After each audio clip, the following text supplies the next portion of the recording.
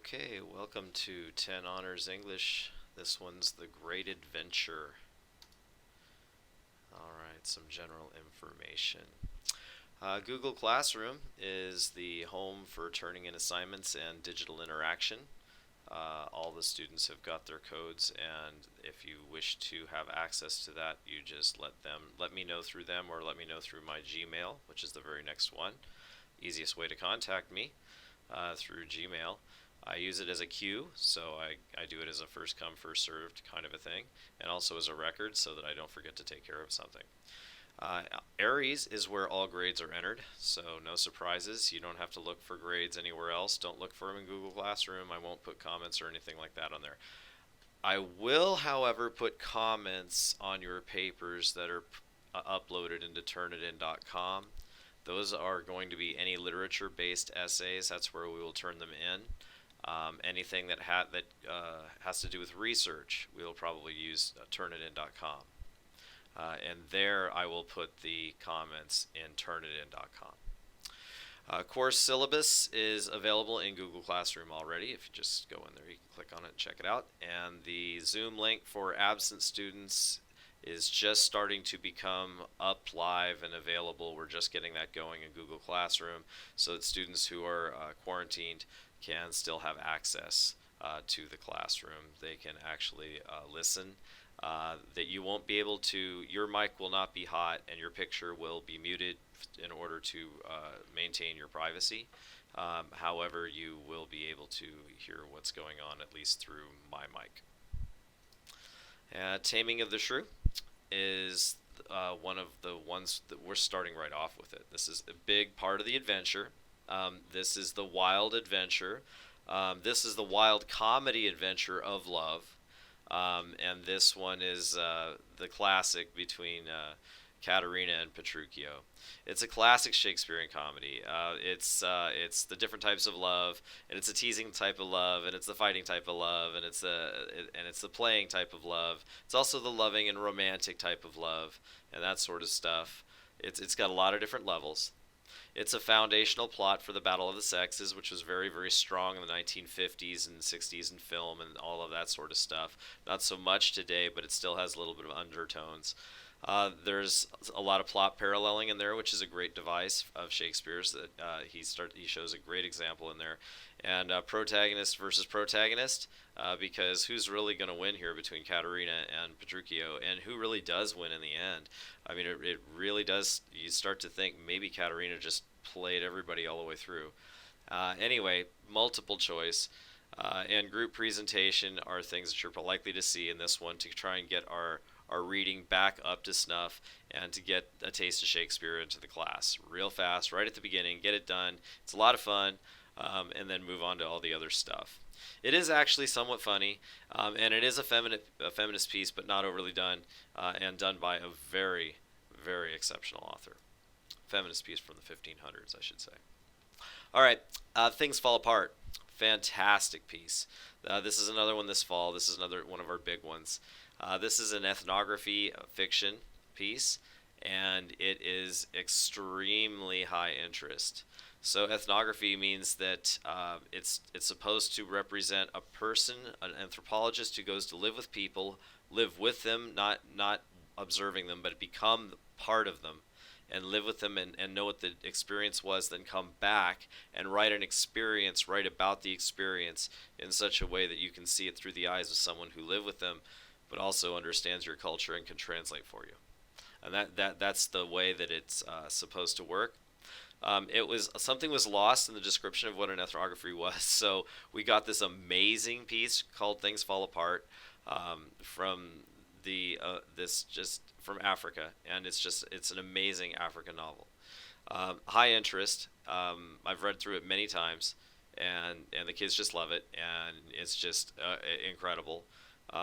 It's accessible vocabulary level. You can get it. It's not over the top. And it's pre-colonial to colonial times. So it's a long time ago, but not super long time ago. Very high adventure. You don't have any idea what's going to happen next. It's you will not. You'll never know. Not all the way through, and it's amazing. It's a really neat experience. The African immersion novel. It was done written in the 1950s, but it feels much older, and that's because of the isolation and all that sort of stuff. And it's a really neat piece. Night is a piece of Holocaust literature. It was one of the a couple that were required. I'd want to teach it anyway, even if it wasn't. It's not really fitting in with the adventure theme at all. How can it? It's Holocaust literature. This is going to be our sidestep into something that we're going to use for a research unit. We're going to read Night, and then after reading Night, we're going to just write a general research piece on other Holocausts, or even this Holocaust, as you'd like to, either one, in order to get the research unit part of the class done. Night is an incredibly powerful piece. It's compelling, engaging, gripping. I read a page, maybe two, and just the kids can't put it down. It's unbelievable.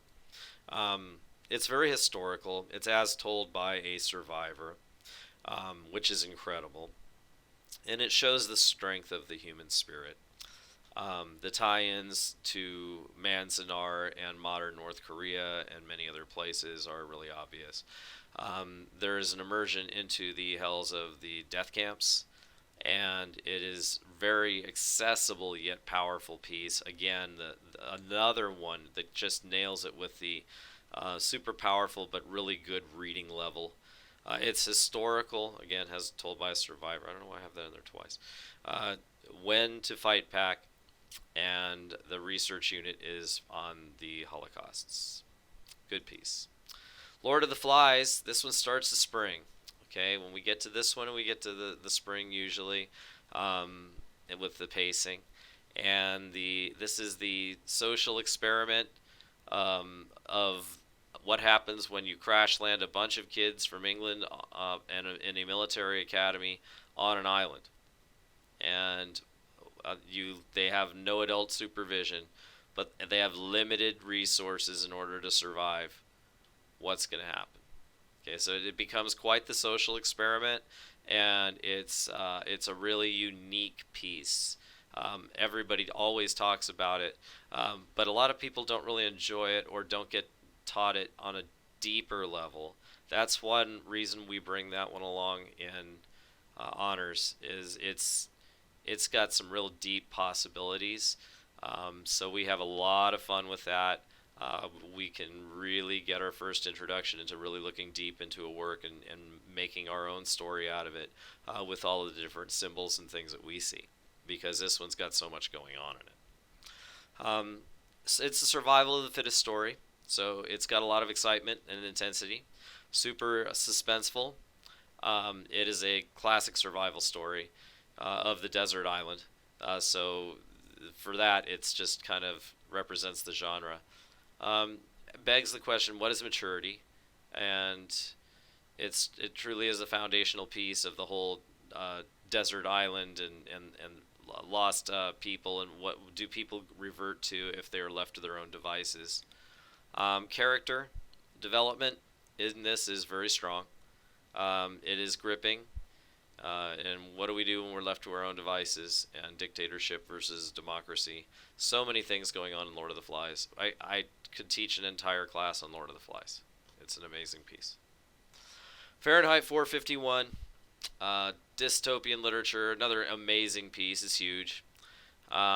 It's the evolution of corruptions of society, and it's very timely for today in terms of to respect the opinions of others and to be tolerant of others and to try to have a variety of opinions and to work out problems, that kind of concept, rather than allow one side to become too powerful.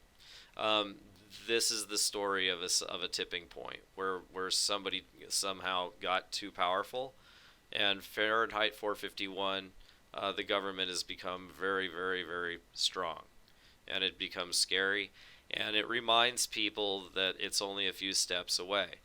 This was written. This and a lot of other literature was written right after the World War II type of era, and there's a lot of that in the psyche of there's a possibility of a great, powerful, and dangerous per society or person to rise up, and what is it like? And of course, there's a constant look back after World War II at what happened with the rise of Nazi Germany. So there was almost a study on it. So it affected a lot of literature, and certainly this. So there's a lot of looking back at that, which goes in tail with Night, the earlier piece. Um, it talks about the head in the sand, not my problem, kind of a thing that led to um, a quick takeover in certain cases. It tells you to beware censorship, even with good intentions, any kind of censorship. This one shows what happens when ideas, even if they're ridiculous, are censored. It can get scary real fast. The classic prediction piece. This one predicts a lot of things are going to happen, and that in fact is what we work on with the essay. Is how close does it hit, how far does it miss? So in this one, because it predicts a lot, so we're gonna give it a report now that we're in the future of how well it did. So, the last thing we'll leave this one with was the inch becomes a mile. Treasure Island. I hope we get to it. It's a short piece, and it's young. It's not age appropriate necessarily for vocabulary. It would be considered younger people could read it, and you can read it at a younger age. It's wonderful. It's got the most amazing character development, and the way that the tone is established, and the sinister underlying uh, danger is so fantastic. The writing is unbelievable, and of course it's the piece for all of the pirate genre. So this is a huge piece, and I would love to get through this one as well, because we have a lot of other smaller pieces that I haven't talked about, and I won't be spending your time on. But this one, Treasure Island's a gem. And characterization, there it is, of course, the unforgettable Long John Silver, and I really want to get to it just to introduce the students to that character. Um, Again, iconic for the adventure genre and inspirational. All lost treasure hunters have been inspired by this one, and it's very historically accurate. It really talks a lot about how there's a lot of supporting literature on how the Florida Keys were filled with, and all the way up into the Carolinas was a huge area, and down into the Cuban area, the Cuban islands. All that area through there was just filled with a lot of pirate history. So that's part of our of American history. Um, a dangerous villain does not always appear so. Oh my goodness, is he good? Historical. America is one of the pirate strongholds, and I mentioned this already, and a foundation for all pirate literature. Historical is told by a survivor. Fantastic piece. Can't say enough about it. Obtaining career today. I don't know how big of a piece this is going to be in the class. Probably not giant. However, we've had some pretty great successes in the past, but we'll see. How employers find employees in the modern marketplace is kind of our focus. When people get out of college, how do you actually get a job? And the thing is, if we focus on that now, we may find that when you get out of college, if you don't know these things, you will not have done steps in college in order to have your digital resume. If you don't have your digital resume and you get out of college and don't have the artifacts, you have a problem. And that we don't want that. So if we know that now, we can go through college and just document and do what we're supposed to do. That's the whole concept of this unit. So employers find employees in the modern marketplace using things like LinkedIn and services like that for various reasons, which we'll go into. And consequently, you have to have all of your digital side set up so that it looks a certain way. We've had wild student success with this project, but that's probably because we have some crazy talented students that go through Santa Susana, and it just is going to happen. It's just a numbers game. But it is surprising how many students have an affinity for this and do very, very well with very little effort and get the idea very quickly. Because it shouldn't be very hard at all. It's not supposed to be. This is anonymous and safe. This is a totally safe environment. You're not supposed to use your name. That's actually in the instructions. You can, in fact, participate in this by not even doing social media. Because, for instance, sometimes it's not about a person sitting at a keyboard typing away on an account. Sometimes it's about a person who's made the perfect picture, taken the perfect shot, or made the perfect video, or done the perfect move, the dance move, and got it on video, or sung the perfect song in just the right place, at just the right light. I mean, it doesn't. Sometimes it doesn't mean it doesn't need somebody who's a specialist on the account side. And this is a group effort. So we've had groups that have 4 or 5 people, and there's only a few accounts that they're focusing on, and they're really pushing it with a lot of people to make quite a production out of it. So it's you don't have to think of it like I have to play on social media now. You're part of a group if you want to be, okay? And you'll see you can also keep this down to a very minimal level, which is what I want, because when you go to college, you can't have this on a large level. Anyway, networking. Networking possibilities are huge with this. You can really get a lot of leg up using this. Digital citizenship gets taught through that, although most of the time it's in the defense kind of a thing. It's not don't do. Usually it's like don't get taken by this con, don't get taken by that con. There's a lot of protection in it, actually. This is about process, not product, so we're not really looking for any kind of a big win or product or anything like that, so we can actually experiment and relax and have a little bit of fun. And again, totally anonymous, and even if you don't want to use your identity, you don't have to. We'll talk more about that. So you can be completely a non-entity. You can be a sock puppet. You can be you could be a lot of things. You could be a dog account. There's a lot of things. Prepare and practice today so college branding is easy, because when you get into college and you want to become an architect, you've got to document along the way what you were doing to become an architect. So when you get out and it's time to enter that resume and enter that cover letter with everybody else's resume and cover letter into the same database, you've got a link or two.